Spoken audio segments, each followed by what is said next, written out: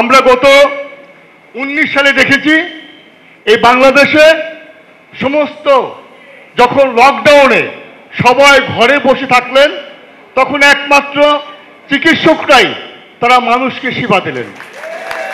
যে চিকিৎসকরা মানুষকে সেবা দেন তার নিজের জীবন বাজি রেখে তার কর্মের জন্য কান্নাকাটি করতে হয়, রাষ্ট্রের কাছে আবেদন করতে হয়। আমরা দেখলাম যে 19 সালে আরেকটু কি যে আমাদের দেশের শত শত কোটি টাকা যাদের আছে তারা ট্রিটমেন্টের জন্য বিদেশে যাইতে পারলেন না, বাংলাদেশে তারা মারা গেলেন।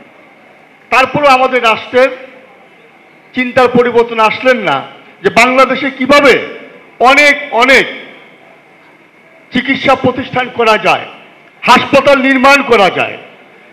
বাংলাদেশে এখন যে উপজেলাগুলো আছে প্রতিটি উপজেলায় যে সরকারি যে হাসপাতাল আছে ওই হাসপাতালে গেলে দেখা যায় ডাক্তার সংকট।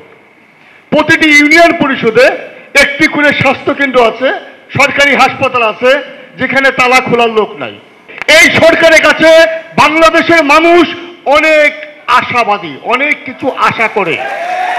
সেই সরকার যখন এই 13,000 শূন্য পদে ডাক্তার চিকিৎসকদের নিয়োগ দিতে পারে না, আমি বলবো এটা রাষ্ট্রের এবং এই সরকারের দুর্বলতা।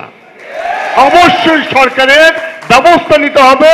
শুধু এই 13,000 শূন্য পদই ডাক্তার নিয়োগ করেই না, আরো বাংলাদেশে কিভাবে নতুন করে ভালো ব্যবস্থা করা, প্রয়োজন পড়ে বিদেশ থেকে বড় বড় ডাক্তার এনে আমাদের দেশের ডাক্তারদেরকে গড়ে তোলা, শিক্ষার মান আরো ভালো করা, যাতে আমাদের দেশের কোনো রোগী চিকিৎসার জন্য ইন্ডিয়া, সিঙ্গাপুর, লন্ডন যেতে হয় না। আমাদের দেশের ডাক্তাররা অনেক অভিজ্ঞ।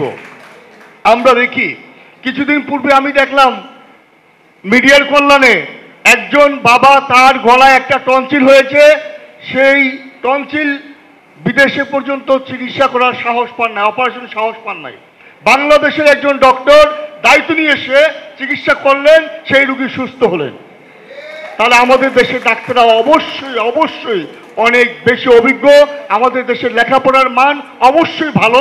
রাষ্ট্র যদি সেটাকে মূল্যায়ন করে অবশ্যই প্রতিটা উপজেলায় হাসপাতালে চিকিৎসার মান বাড়াতে হলে, বাংলাদেশের 20 কোটি মানুষকে চিকিৎসা সেবা দিতে হলে, বাংলাদেশের মানুষের কল্যাণ চিন্তা করতে হলে অবশ্যই সবার আগে ডাক্তারদের, চিকিৎসকদের মূল্যায়ন করতে হবে।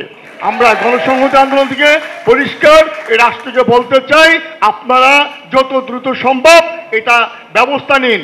গত 10-11 সেপ্টেম্বর শেষ তারিখ ছিল, শেষ বলে কোনো কথা নাই। সবকিছুই বাংলাদেশে নির্বাহী ক্ষমতার অর্ডারে হয়। আমরা চাই আপনারা সে ব্যবস্থা নেন। সেই আহ্বান জানিয়েই আবারও গণসংহতি আন্দোলনের পক্ষ থেকে, আমার নেতা জুনায়েদ সাকির পক্ষ থেকে সালাম জানিয়ে আমার বক্তব্য শেষ করছি। ভালো থাকবেন। ধন্যবাদ সবাইকে।